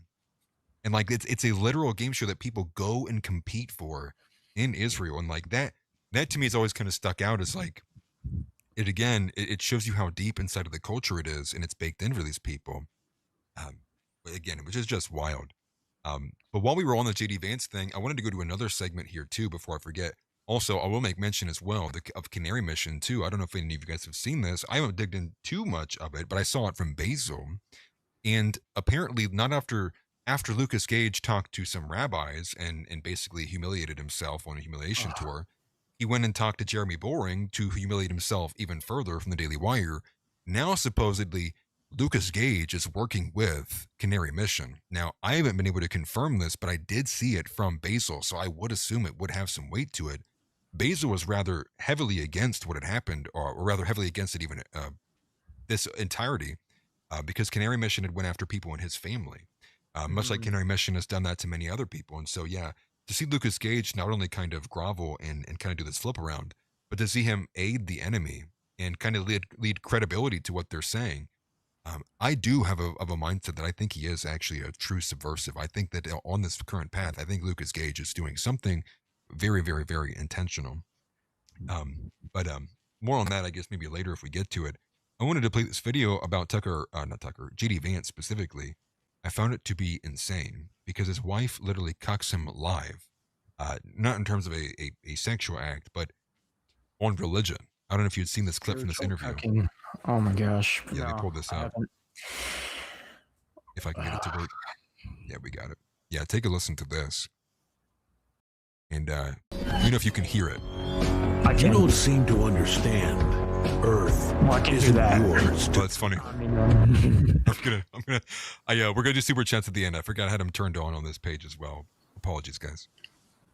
But here's this. It's like a 30-second clip. It's crazy, and you just take a listen to what she says about it too. Evolved alongside his own. Well, I think in some ways it has been a very personal journey for him. I grew up in a household, a Hindu household, a very stable household, and I've not felt the same sense of need to seek something different that he has. So I think the journey has been more in our relationship, right? Trying to understand where he is, the different ways he's thinking about things, how that fits into the life that we have together, and less a religious journey of my own. In interview. It's brutal, and the most brutal part here is as she's saying it. It was this cut when she looks at him. She's like, "Are you gonna say something, honey?" And he like halfway smirks. She's like, "Yeah, I'm a good boy. I'm a good doggy." dude, what a cuck. And it's like, I mean, even if you got rid of all the Israel stuff, like if we were to remove that from the equation, it's like, I'm sorry, but like I can't vote for a single person who would potentially have a wife or the first lady would then start institutionalizing, or at least the bare minimum, giving a bunch of rhetoric towards Hinduism in this nation. It's like that. I don't even need anything else. Just simply by that alone, it's like, no, I'm good. I'm sorry. Yeah. But I mean, think about it. Like, that's what they've been kind of preparing for. You know, the GOP is to like pander. You know, people talk about like them pandering to Mexicans or blacks. They are preparing to pander towards Indians. That's why they had that woman pray to Demon at their convention in 24. They're starting slow. And a lot of these same people, they're in bed with like all of these Indian companies that are coming here and absolutely raping jobs and resources from Americans. Right. And that's another reason not to want Vance to join in, because if you don't like Indians and if you don't want India having their dirty little fingers in your country, Let alone my food, you're going to get that times 1,000. You think it's going to stop with Vance? right? No, if it's going to be the complete opposite of that. And also Vance, like with the Indians that he's like involved with, they're involved with Israel too. So you're not getting any less of anything on all sides. But it's like, dude, sometimes when I think about Vance, I forget that he has a Hindu wife. It like eludes me, you know, and then I get reminded and I'm like, fuck, bro. It gets worse. It somehow gets worse than what it already is. You should not even be the vice president, dude. Like you look weird. You look like you're wearing mascara all times. And and doesn't that sell itself right there? That the potential president of the United States in the next couple of years is a guy who married a Hindu Indian who mogs him and cucks him. yeah, It's like the leader of the free world can't even tell his wife, honey, put the voodoo dolls down. We worship Jesus Christ. yeah, we right, worship like- actual God here, not like whatever the fuck that is. And exactly. And the expectation is he's supposed to make it. He's fighting for American interests, which are inherently Christian interests, which are inherently white interests. It's like, and JD Vance is going to be the guy. It's like, no, I'm sorry. It is never Vance, and it always has been, right? Like Mhm. I will not vote if the only options are Rubio or Vance. You know, maybe I will go Yeah. vote Newsom at that point. Yeah, Vivek, Vance, all of them, they have to lose. Like these people cannot win, like at all. Whatever they will, however bad you think a Democrat will be, which at any point in time, a Democrat is never going to be like a good thing. All right. Don't think that that's what any of us are saying. But whatever these people are attempting to do will have a more negative effect on your children's future than whatever the Democrats are currently doing. I know a lot of people get into like the border issue and they talk about like the mass like immigration and the illegals and all that. But it's like, dude, understand these people are using loopholes legally to rape you just as much.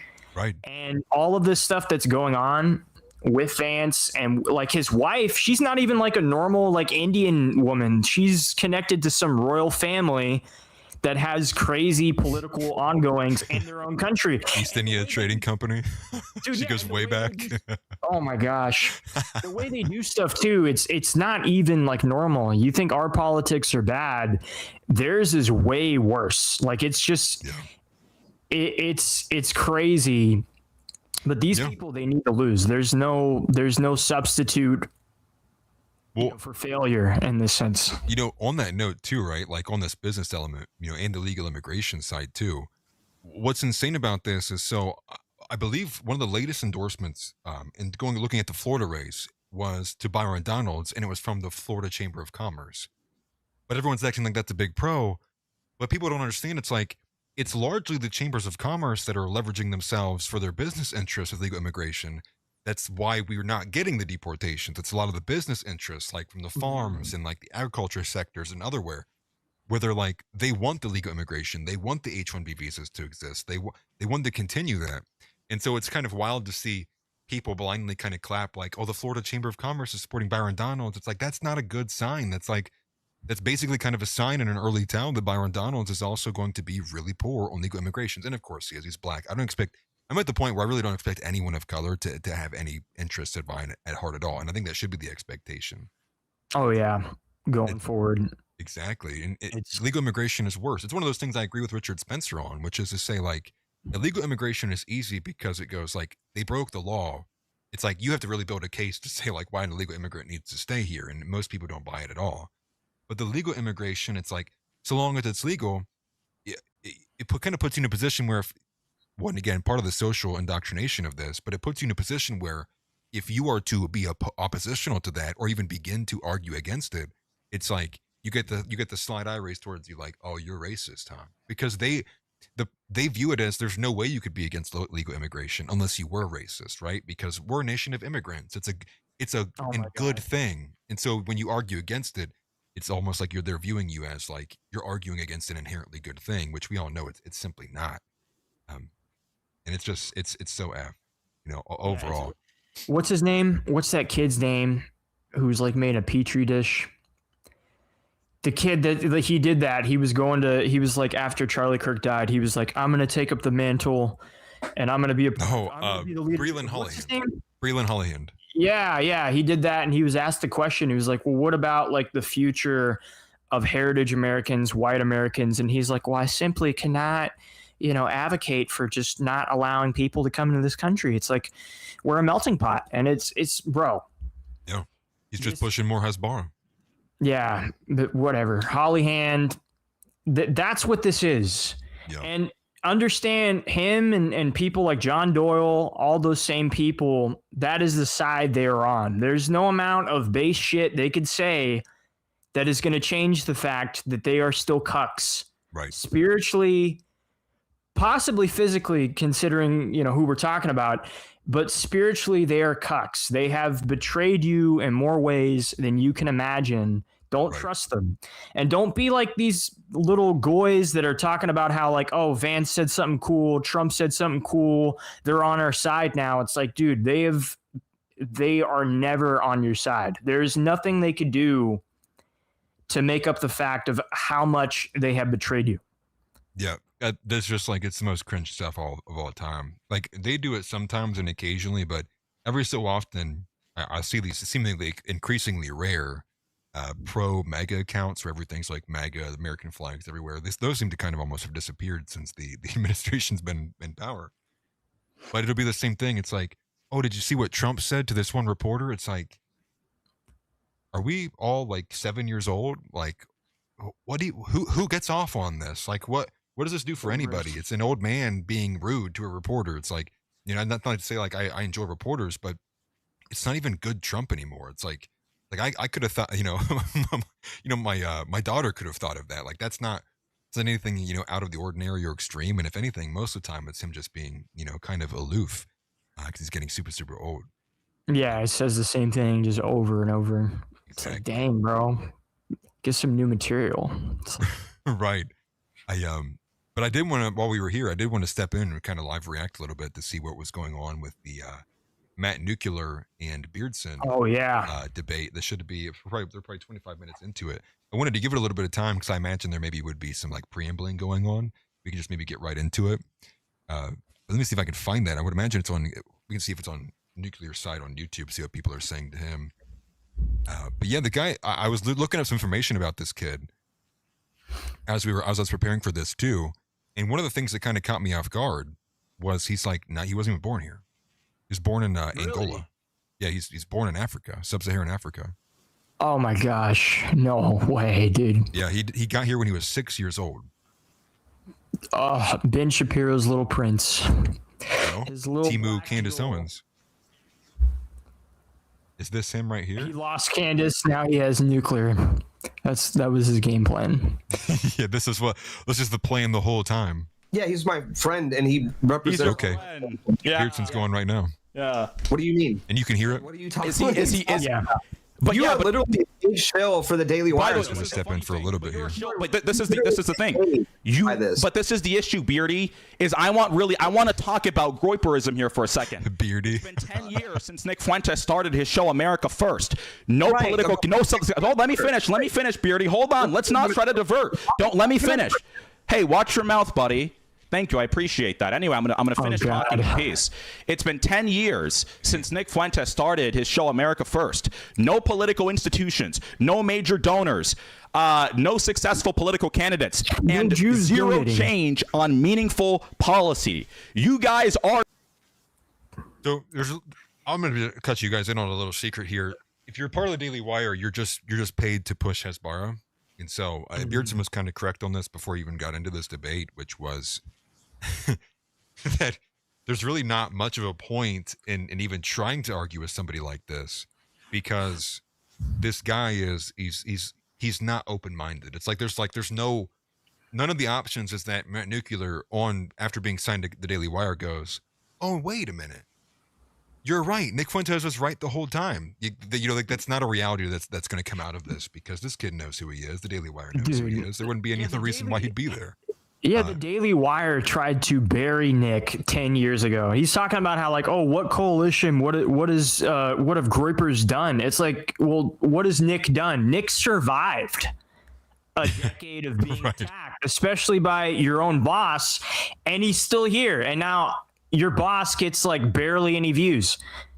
It's like these idiots, like, dude, they lost. And I mean, they talk about like, what political movement, what could they do? It's like, bro, they've faced so many roadblocks, and they're still here, and they're more relevant now than like Nick is more relevant now than he was 10 years ago. Right. That on its own, for the amount of attacks he's gotten, is impressive. Yeah, what doesn't kill me makes me stronger. Now he's invincible. It's like, but people like this, you're right. Like, that's not why they're here. And I didn't even know he was a foreigner. I mean, obviously he's black, but born. That's funny. From somewhere else. That's crazy. Yeah, I did just a short little bit of a deep dive before we had this episode, because I wanted to know more about him, because I didn't know anything of him. But just explain to you guys a little bit. So he is, where did I put that at? Somewhere. So he's from Angola. He moved here when he was 6 years old, but he particularly came onto the scene because of a Jubilee series that he kind of like shined in against Amanda Seales, I think is her name. And it was like 20 black, it was like a surrounded episode. So it's like Amanda Seales versus like 20 black conservatives, I think was like the framing there, the gist of it. And I can't remember what the specific thing was. Oh, I think it was about reparations, actually. I think that's what he was arguing against her for. So he's like conservative in the most basic sense. It's funny that his own chat is like W. Beardson. All those people are saying W. Beardson. I don't know if you can see it. It's just behind your photo there. Can't, but I hope we have our people over there. Oh, I'm sure we do. We do, obviously. But look at the topics of the day there in the corner of his video. Billionaires are good. Voter ID is good. Mandami sucks. Why is Zionism? I like how he snuck that one in. Yeah, right. He's like, hey, what's wrong with the Jews, huh? It's like, Right. hey, you know. Well, like the like, first wait one's a like, okay, maybe that would be like, you could get some kind of content out of that one. I could see that. But the next two are like, voter ID is good. No one's arguing against that. How about you have the conversation about why voter ID is not being passed? Why don't we do it? Why don't we do why the SAVE Act is failing left and right? And then the Mamdani sucks ones. It's like, dude, that's the most basic shit ever. It's like, exactly. yeah, we get it. Yeah, low hanging fruit. He still cleaned house and won. All right, and also because of certain Zionists too. There's certain Zionist groups that supported Mandami. Not all of them, but some of them. Yeah.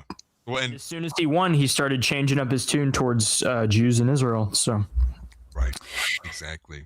I'm gonna tap in a little bit because all these W's on Beardson makes me feel like he's getting smoked right now. It looks like Beardson may be talking. You're stalking me about my dude. You can terrible timing. Conversations. So this is the thing, Beardy. You can talk about all the GRA conversations. Hold on, Beardy. Hold on for a second, Beardy. You can talk about all the GRA conversations. By the way, I love. Okay, I'm gonna wait till he stops talking again. Did you see there was his comeback that he deleted when he was going to get back and forth with Beardson on X? No, I missed like the whole. I just found out that he was going to debate him like before the show. I didn't even know. Oh, really? That's funny. Yeah, I missed it. Yeah, so I was following this for the last couple of days, and supposedly it was supposed to happen yesterday. Like, not that they were going to debate each other like in a formal sense, and it was going to be announced, but he was supposedly supposed to go live, I think, at 7 o'clock, and I think Beardson was live all day waiting for him to go, and he never did. People pointed out that he was playing Fortnite because his Discord information was showing like that he was live in duos playing Fortnite with somebody instead of going live. But there was a series of back and forth on X, and I'm not even joking you. It was so bad, and there are two of them back to back. He had one that said something to the effect of, hold this ratio. And when he said hold this ratio, it was like he got like 16 likes and got annihilated, dude. He got obliterated like left and right.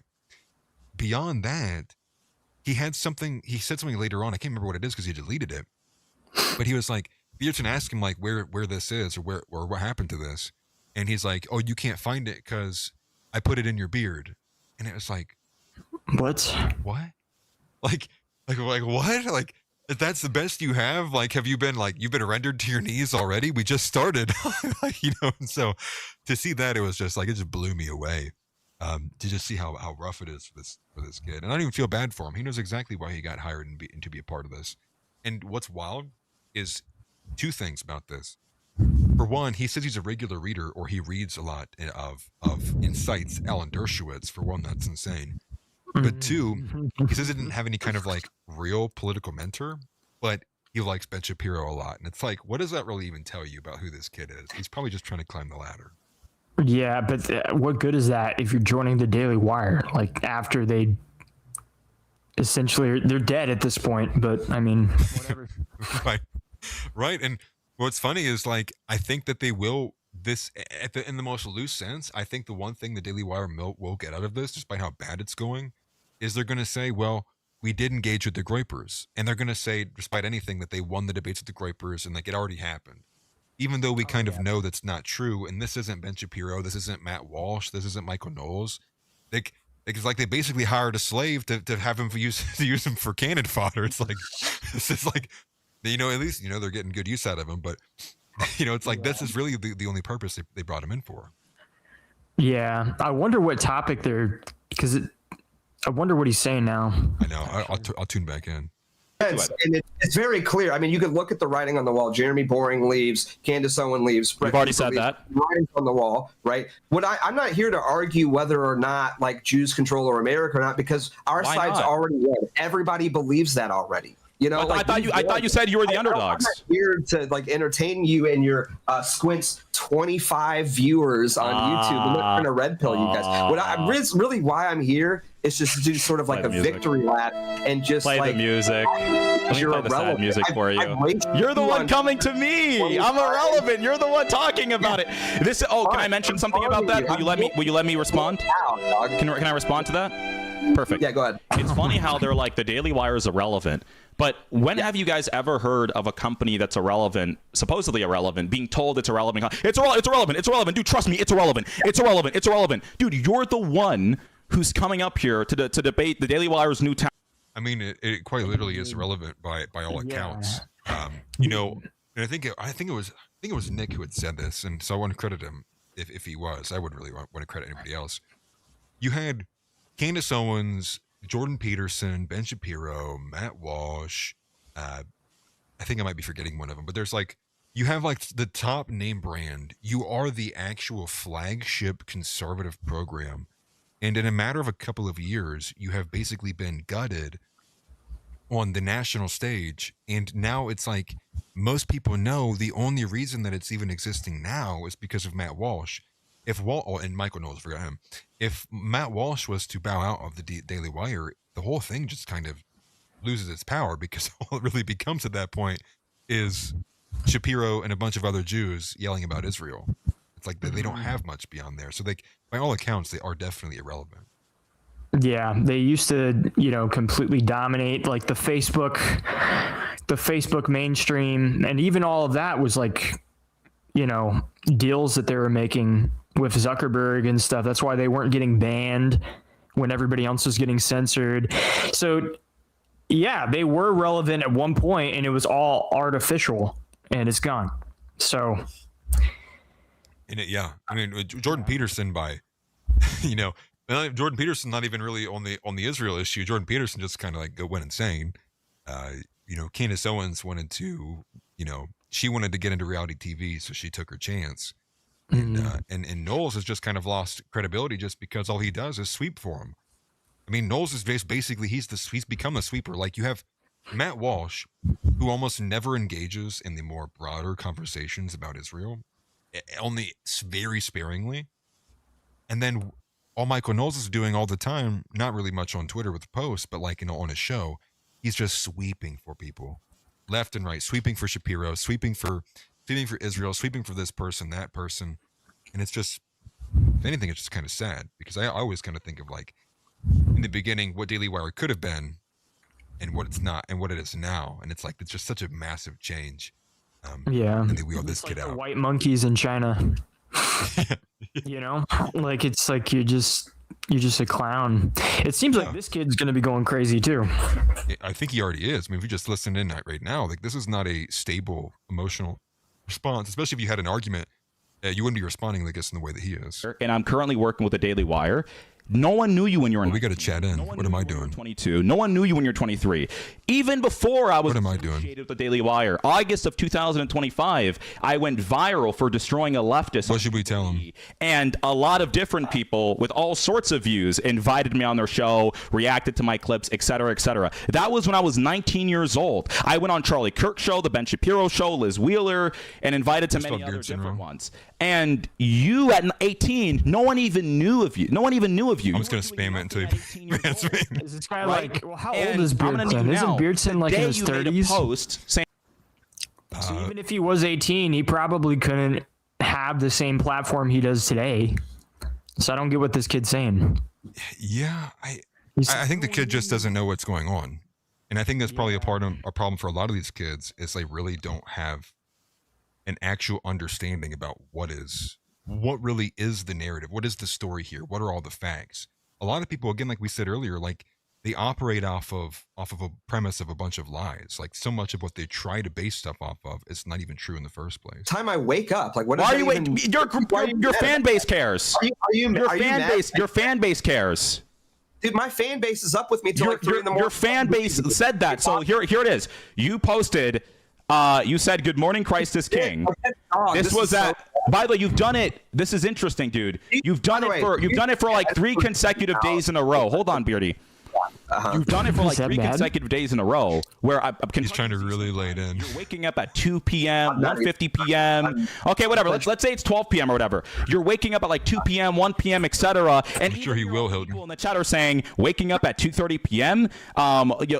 Where are you that it's morning? And then this is what another Groyper said, for example. And people are continuously asking what you're doing waking up at this time. So if you really have everything going for yourself, what are you doing waking up at 2 p.m.? Dog, you didn't even do your show last night. And nobody Answer my question. Real men wake up at 3 a.m. Real men get 20 minutes of sleep and work out in their underwear. That's crazy. They dump they pour ice water on their balls in the morning. That's what real men do at 3 a.m. in the morning. Yeah, I eat nails and puppy dogs for breakfast. Like, I mean, I'm sure like this is, I don't know, but it's definitely not about Mandami. That's for sure. no, I mean, but this is typically the kind of postulating that you see, or posturing, I should say, not postulating, because there's nowhere to go. When the truth isn't on your side, you have nowhere to go. And so you just get these kind of like spastic kind of crash outs here. And again, it's like, what's even being engaged with here? Like, they're talking about the relevancy of Beardson. Is that what the argument is about? Is it not about the Daily Wire? It's not about Israel? See how it instantly is now. It's not even about anything that's real. It's kind of how I felt when I was going up against Artie. It's like, we're all of a sudden not even talking about the main gist of things. We're talking about very small and kind of peripheral elements that ultimately have no bearing on anything. Yeah. I think Jimbo Zoomer's in there too. Take someone Groyper. I'm seeing a lot of these names that I'm familiar with. Hold on, you're frogging out. Hold on, you're frogging out. Hold on, you're frogging out. I'm frog. Hey, to be real, I'm gonna get a ribbit for the soundboard. That's good. Funny. Do you know? Bro, really? that's actually. I'm about to frog out. Fuck it. I know. I like that his chat's going off. It's probably never gonna look like this again. You're frogging out. You're frogging out. Let me explain. Hey, I know. Listen, Beardson. Let me help you out. They're tense. There we go. Calm down. Dude, his chat's going crazy. Wait, what did he do? Frogging out. Did he leave? Calm down. Relax. Did he mute You're him? 56. I don't even know if you have children or a wife. I don't know what you're doing, to be honest, but just calm. I think Beardson's like 38, 39. Okay. By the way, I love everyone in the TikTok chat who's spamming the frog emoji right now. You're frogging out. Anyway, there you go. You calm down for a second. Now let me explain. All of the Groypers are like, Matt Nuclear, where are you? Matt Nuclear, you guys are so unbelievably obsessed with me. And even you are. Because, again, you're a 56-year-old man. Speaking of Jubilee, what was the last big show you went on? I don't do that kind of stuff. I think that's No, because no one cares about you. No one cares about you. Well, it's like No one cares about you. I don't even know, dude. How many people in his chat know he wasn't even born in America? Or how many of his real fans, if he has any? that's what I should be typing in. Go back to Angola, dude. Do it. Go back to Angola. Hold on, this should make it easier.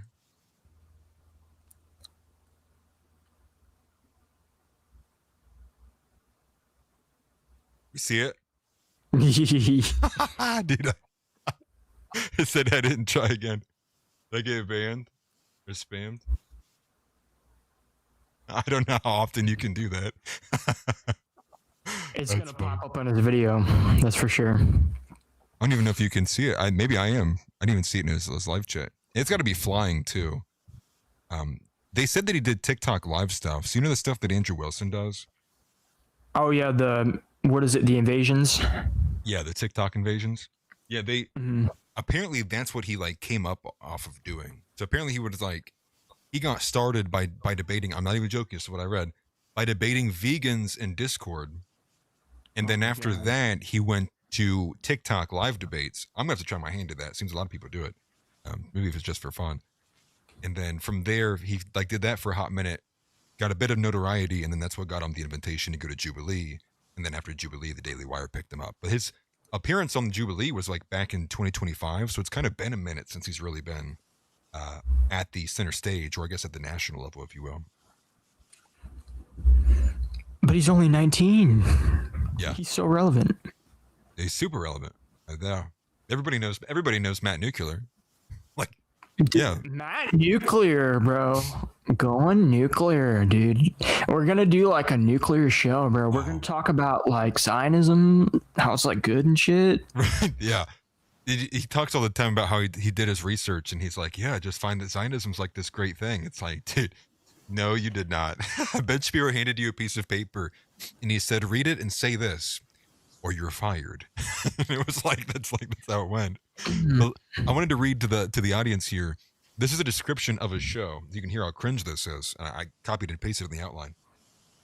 Quote, a live post-apocalyptic shortwave broadcast that finds those who are still capital L left and helps them get capital R right in the head. Part reaction, part debate, part emergency broadcast from the ruins of rationality. The show drops Matt into the middle of the day's dumbest, darkest, and most combustible arguments. Guests, callers, clips, chats, and other forms of survivors wander the landscape as Matt tries to figure out what's real, what's fake, and who's melting down. It's politics, culture, internet drama, and apocalyptic nonsense, all treated with a level of LOLs it deserves. Talk about gay. Oh my god. But that's so they're going from his name, like Matt our Nuclear, reaction. Nuclear Fallout. That's kind of like the play on they're trying to go for there. It's like, it's so cringe. Bro. I do think after whatever this is, after like Beardson's done with his beef, like I'm not going to pay attention to this guy at all. I don't think people should. I think people like this, you have your time and then you just move, because the reason why he's doing this is because he wants to try and get relevant. He wants to try and ascend somewhere. Exactly. So address it and then just move on. Like, don't react to him. Don't watch his shit. We already know what he's going to say. Exactly. And think how quickly you could throw that argument back around, which is, oh, you're saying that Beardson's irrelevant, yet you decided to engage with him. It's like if someone's truly irrelevant, you just wouldn't engage with them, right? Like, it's just basic common sense. And just like how emotional he's getting too is crazy on this. I'm curious what he's saying. He's black. Now. Well, true. I'm surprised he's not shot a gun at the camera yet. Which is why you can't tell me what your wife thinks of you. Waking up. He's fixing to. Yeah, tell me what your wife thinks of you. If you're so better than me, I mean this in you. I'm not even trying to say this as like a slight. If you're so much better than me, you're smarter than me, you're younger than me. Really, that's an advantage, I think, in this space. No, it should be an advantage for you. You should have all the view. You having an advantage. You having more time on the planet, meaning more viewership. It'd be crazy if he was at H-1B visas on everything to do the Daily Wire.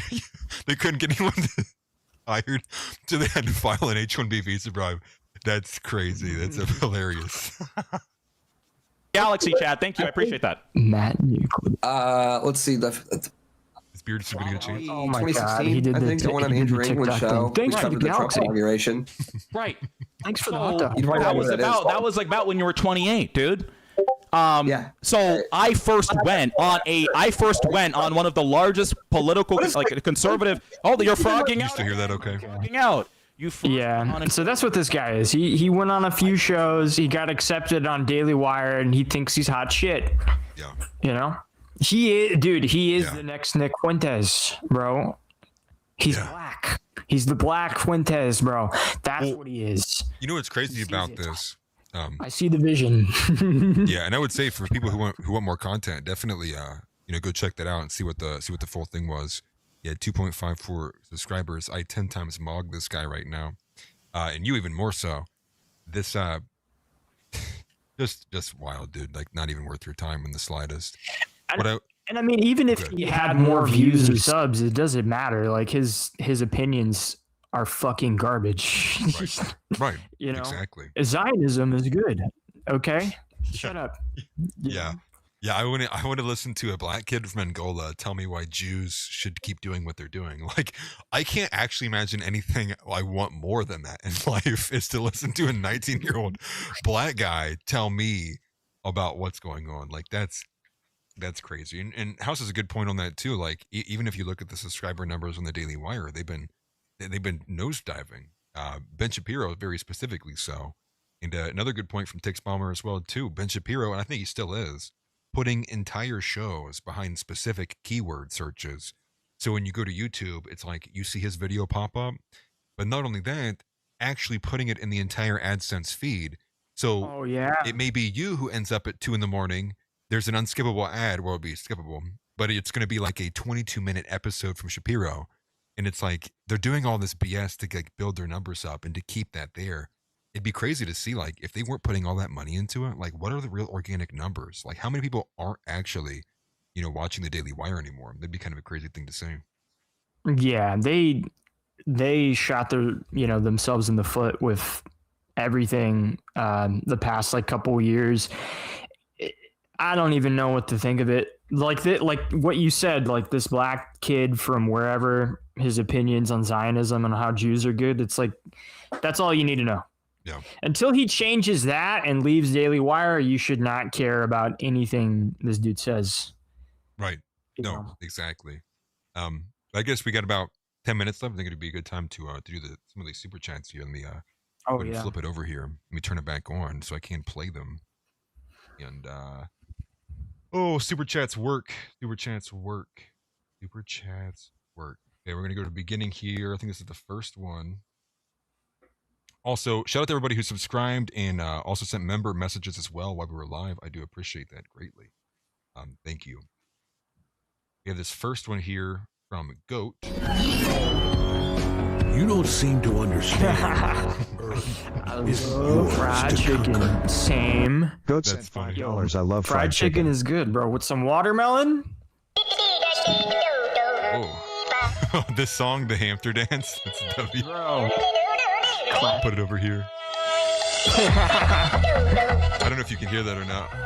I can. That's funny. You might be better off for it, actually. Here we go.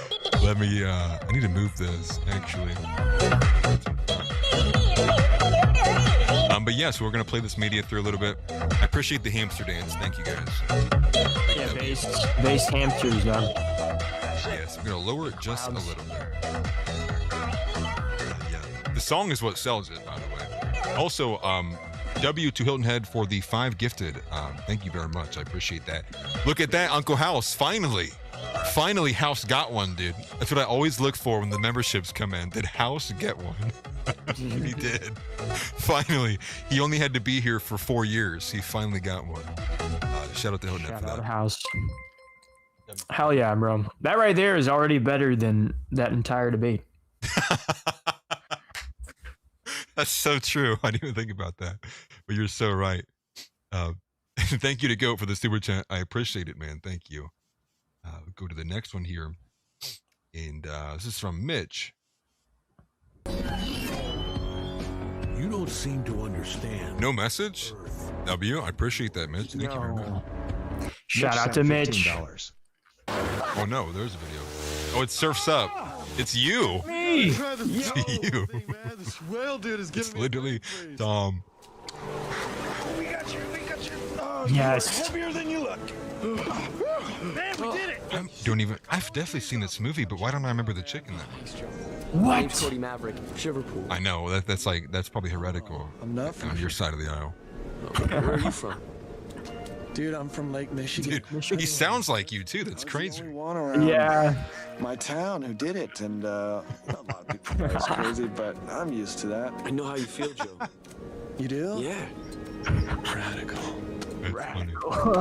I love this movie so much. I remember liking it a bunch when I was younger. Dude, it's so good. Oh, hell yeah, bro. He's got the stick. Come on, just one bite. All right. One bite, that's it. Is it fish? Yeah. Watch this. Yeah, what do you think? I mean, it's not bad. It kind of tastes like chicken.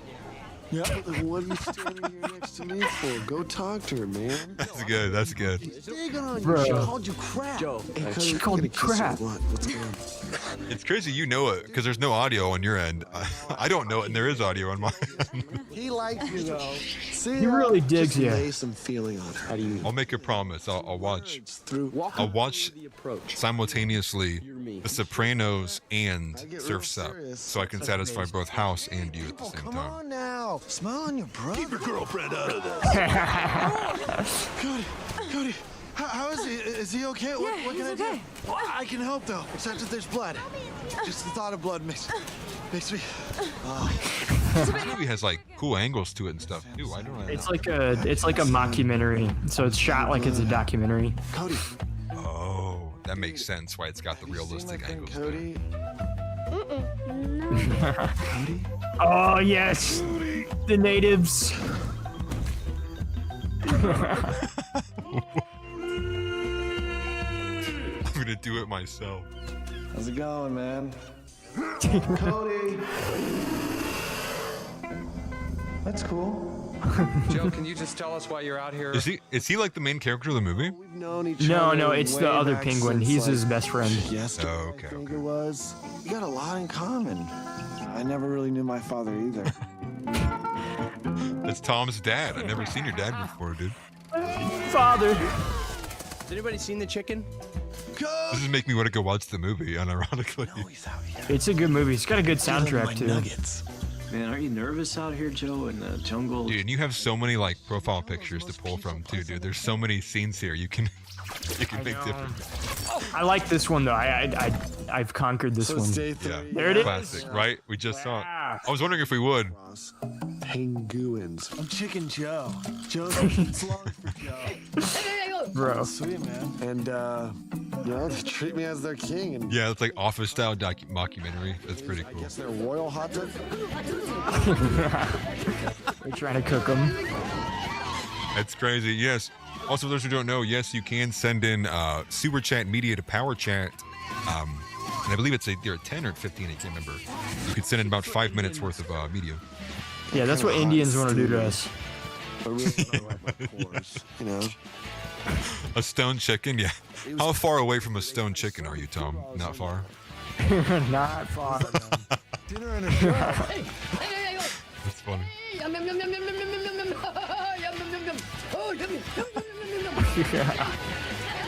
This is our future.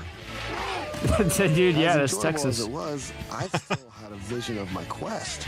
It's kind of sad that Texas is already as bad as it is. Thank you. Yeah. I gotta get going. And I'm playing through the full thing because Mitch did send it twice, and I don't think he meant to. So we are going to play the whole thing through. I do appreciate you, Mitch, for the 15 and the 15. Shout out to Mitch, dude. This is awesome. Yes, W, Mitch.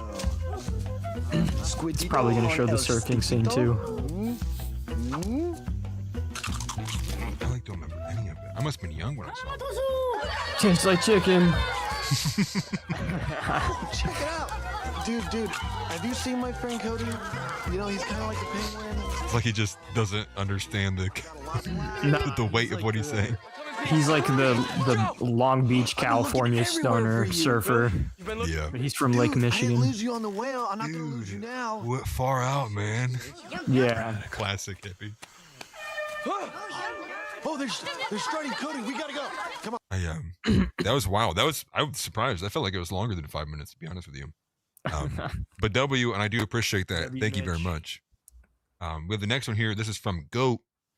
This is another 5. I think this is the Crazy Frog. I just love the Omni-Man bit I added to it. Makes it so exciting. Omni-Man based. Right. Oh my I god. couldn't remember what the Crazy Frog thing was, but like now I'm remembering. I forgot this used to be a big deal. I used to date this girl that like loved this song. She would play it unironically, like in the car, because she would listen to it a lot when she was a kid. So she's like in high school playing shit. Yeah.